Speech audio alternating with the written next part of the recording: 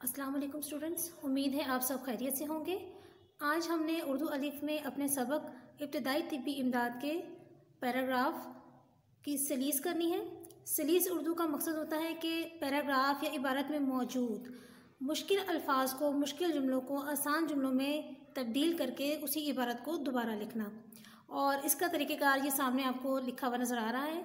आपने इसी तरीके के मुताबिक सलीस अपने कॉपीज़ में करनी है। शुरू करते हैं। सलीस उर्दू, पहले सबक का नाम लिखेंगे, फिर सलीस उर्दू और फिर जहाँ से आपने वो इबारत ली है उसका सफ़ा नंबर और पैराग्राफ। ये मैंने सफ़ा नंबर 123 का पहला पैराग्राफ लिया है। उसके बाद आप पैराग्राफ का हवाला देंगे, यानी कि कौन सा पैराग्राफ है, कौन सी इबारत है जिसकी आप सलीस करना चाहते हैं।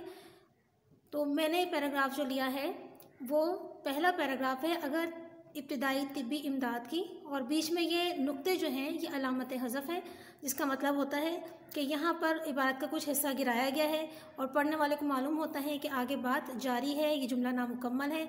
और उसके बाद हमने इबारत का आखिरी जो जुमले से कुछ अल्फाज लिखकर जो है हवाला मुकम्मल कर दिया है। उसके बाद होता है सबक का उन्वान। इसका 1 नंबर होता है। जब आप अपने इम्तिहानात में तसलीस करते हैं तो सबक का उन्वान लाजमी लिखा करें, क्योंकि इसका पूरा 1 नंबर होता है। फिर उसके बाद इबारत में कुछ मुश्किल अल्फाज ख़त कशीद किए होते हैं, यानी उनके ऊपर एक लाइन लगाई होती है और आपने ख़ास तौर पर उनके मायनी जो हैं वो लिखने होते हैं। तो उसके बाद आपने हेडिंग देनी होती है ख़त कशीदा अल्फाज के मानी, और इसके भी 2 नंबर या 1 नंबर लाजमी होता है। तो ये भी आपने लाजमी तौर पर हल करने होते हैं। ख़त कशीदा अल्फाज को अलग से लिखना होता है। इसके अलावा फिर आपने जब सलीस करनी है तो ज़रूरी नहीं है कि आप सिर्फ ख़त कशीदा अल्फाज के मायने इस्तेमाल करें, बल्कि इनके अलावा भी जो आपको इबारत में अल्फाज मुश्किल लग रहे हैं, जुमले मुश्किल लग रहे हैं, उनको आसान उर्दू में तब्दील करके आपने उस इबारत को दोबारा लिखना होता है। आइए आप किताब से अपना पैराग्राफ पढ़ते हैं और उसकी सलीस उर्दू करते हैं।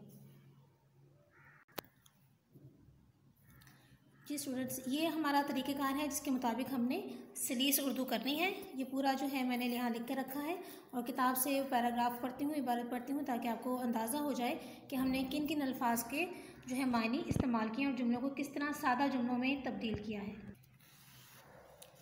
ये देखिए स्टूडेंट्स, ये मेरा पहला पैराग्राफ, पहली इबारत है सफ़ा नंबर 123 की, इसका निस्फ़ हिस्सा मैंने सलीस के लिए इस्तेमाल किया है। पैराग्राफ है मेरे पास। अगर इब्तिदाई तिब्बी इमदाद की तरबियत हासिल कर रखी हो और इससे मुतअल्लिक़ा संदूकशा पास हो तो मुतासरा फ़र्द को बर वक्त तिब्बी इमदाद फ़राहम की जा सकती है। आजकल हुकूमत ने रेस्क्यू 1122 के नाम से एक महकमा कायम कर रखा है। इस महकमे के क़याम का मकसद किसी भी हादसे का शिकार होने वाले फ़र्द या अफराद को फ़ौरी तौर पर मदद बहम पहुँचाना है। अवाम की मदद पर कमर बस्ता रेस्क्यू 1122 के अहलकार हर वक्त मुस्तैद रहते हैं। अब यहाँ तक जो है इबारत मैंने पढ़ दी है। अब इसकी सलीस करते हैं।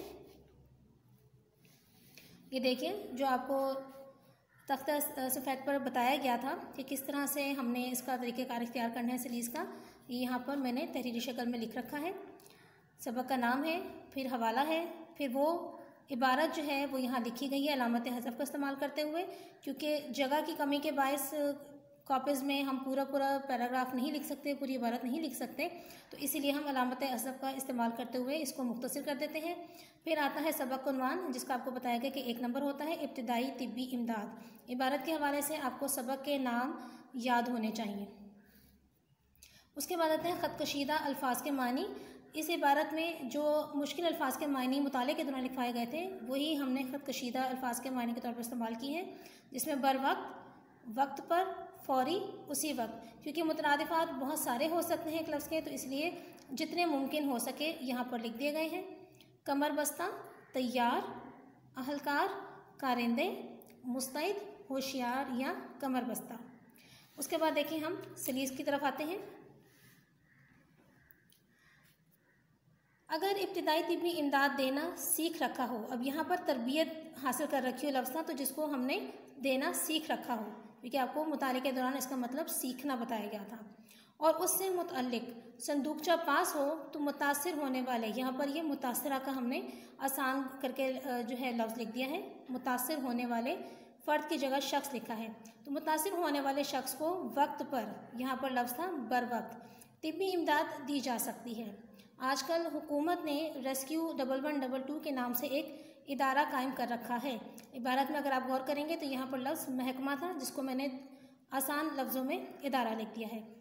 इस इदारे के बनाने का यहाँ पर महकमा था और यहाँ पर क़याम था, तो उसको और आसान अल्फाज में करके लिख दिया कि इस इदारे के बनाने का मकसद ये है कि किसी भी हादसे का शिकार होने वाले शख्स या अशख़ास को उसी वक्त मदद फराहम करना है।